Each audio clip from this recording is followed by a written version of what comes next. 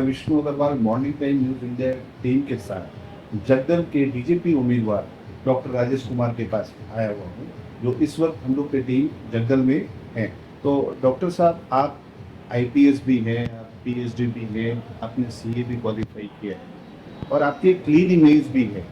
तो BJP party ने आप पे भरोसा किया है, तो आपको क्या लगता है जनता इस बार आप पे भरोसा करेगी? मैं एक ही बात आपको कहूं, मैं इस बात के लिए बीजेपी के शीर्ष नेतृत्व को धन्यवाद देता हूं कि उन्होंने मुझ पर भरोसा जताया। और दूसरा चीज़ ये है कि जगद्दल में तो क्राइम क्रिमिनल एक्टिविटीज़ जिस ढंग से बढ़ी हुई है, जिस ढंग से तुलाबाजी और ये सब काम हो रहे हैं, लोग एक अच्छा उम्मीदवार चाहते हैं जिसकी छवि भी अच्छी हो और जो अच्छा काम करके दिखा सके, जिनको अच्छे काम का अनुभव भी हो। तो मैं पूर्ण रूप से आश्वस्त हूँ और लोगों से मिलने के बाद और भी ज़्यादा आश्वस्त हूँ कि लोग मुझ पर भरोसा रखेंगे। आप आईपीएस भी हैं और क्लीन इमेज भी रही है, तो लॉ एंड ऑर्डर को नेक्स्ट 100 दिन में जब आप एमएलए हो जाएंगे कैसे चेंज करेंगे?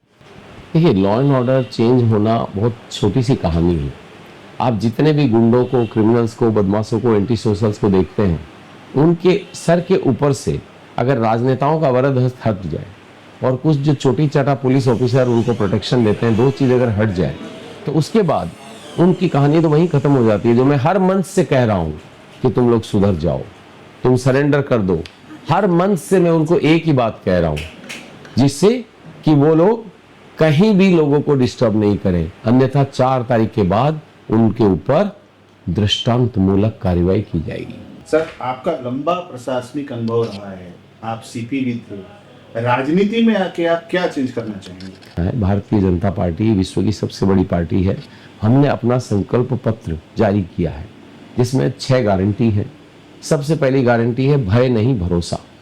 हम कानून का राज स्थापित करेंगे, राजाओं का कानून जो भी चल रहा है उससे मुक्ति दिलाएंगे। और इसके अलावा भी बहुत सी हमारी गारंटी है और बहुत से प्रकल्प हैं जिसको हमने कहा है कि जैसे महिलाओं को लखपति दीदी बनाना है, उनके लिए जब तक नहीं होता है 3000 रुपये महीना उनको दिया जाएगा अगले महीने से। बच्चों को रोजगार देना है, उनको 20 लाख हर साल नए रोजगार सृजित किए जाएंगे। 4.5 लाख सरकार के जो शून्य पद है उनको भरा जाएगा।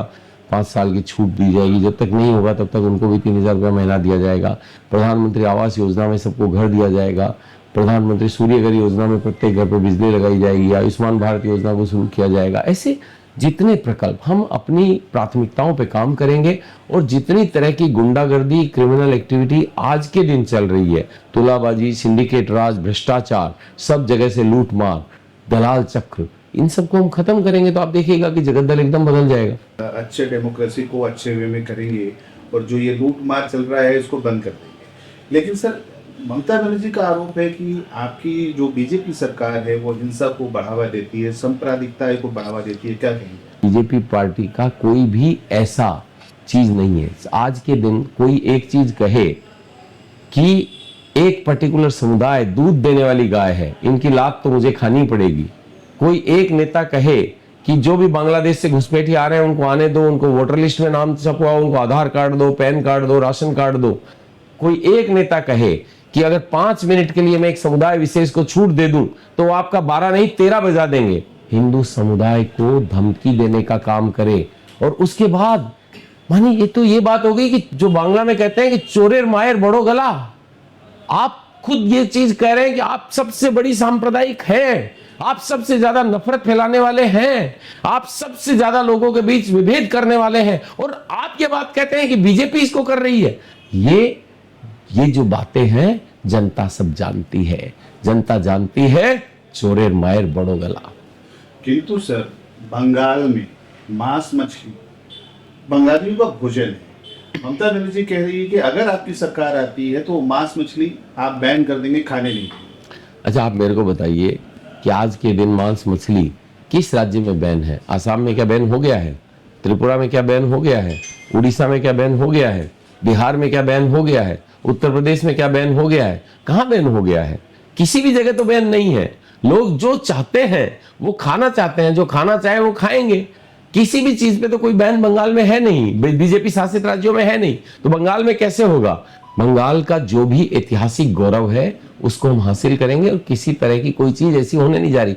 ये इन लोगों का सिर्फ एक ही तरीका है, लोगों को डराओ, भय पैदा करो, भय पैदा करके वोट लो, ये चीज अब नहीं होने वाली है, जनता समझ चुकी है सब।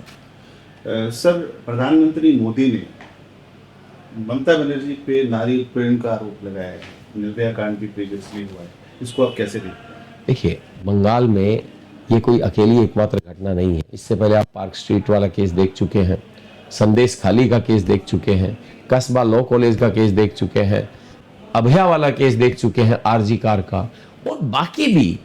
एक राज्य की मुख्यमंत्री ये कहती है कि महिलाओं को शाम के 7 बजे के बाद घर से बाहर निकलना क्यों है। ये शर्म की बात है। जिस राज्य में नारी शक्ति सबसे प्रबल है, उस राज्य के मुख्यमंत्री अपनी महिलाओं के लिए ऐसी सोच रखती है। इसलिए मैं आपको बात कह रहा हूं कि ये महिलाओं का सशक्तिकरण, महिलाओं की सुरक्षा सिर्फ बीजेपी जैसी पार्टी कर सकती है। तृणमूल कांग्रेस ने इसको जिस रसातल में लेके गई है, ये उससे भी ज्यादा और रसातल में लेके जाएगी अगर इनको मौका मिला। इसलिए जनता इस बार इनको बिल्कुल भी मौका नहीं देने वाली है।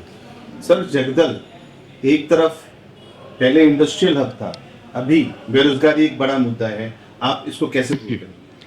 देखिए, जगद्दल में पश्चिम बंगाल का आप देखिए, अकेला ऐसा राज्य जहां हिमालय से लेकर सागर तक इतनी नदियां, इतनी कोयले की खानें, इतना बड़ा रेलवे का नेटवर्क, सी पोर्ट, इंटरनेशनल एयरपोर्ट, इतने मेधावी बच्चे, सारी चीजें जिस स्टेट में है, वहां तो इंडस्ट्रीज आनी चाहिए। यहाँ 6000 से ज्यादा फैक्ट्रियां चली गई हैं, कंपनियां चली गई हैं। जगद्दल की सब फैक्ट्रियां बंद हो गई है। इनको ये लोग एक योजनाबद्ध तरीके से इन फैक्ट्रियों को रुग्ण बना रहे हैं और उसके बाद इनके लोहे की चोरी कर रहे हैं। हमारे तो जो विदाई विधायक हैं, उनका तो बड़ा लोकप्रिय नाम है, बच्चा बच्चा उनको एक ही नाम से पुकारता है, लोहा चोर। मानी सब कंपनियों को बंद करो, लोहे की चोरी करो, ये सब काम वो करते हैं। इनकी प्राथमिकता ही ये है कि लोगों को किसी भी ढंग से रोजगार नहीं मिले, लोगों को गरीब बना के रखा जाए, ये इनकी प्राथमिकताएं हैं।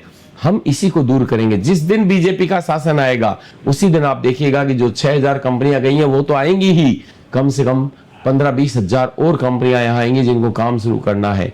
जितनी फैक्ट्रियां बंद हुई है वो तो खुलेगी ही, लोग और जगह खोजने आएंगे। सबसे बड़ा परिवर्तन आप देखेंगे कि जिस दिन बीजेपी की सरकार आएगी, उस दिन जगद्दल और उसके आसपास की जगह के दाम बढ़ जाएंगे 25% से ज्यादा। ये परिवर्तन सबसे बड़ा होगा जो आम आदमी को लाभ देगा।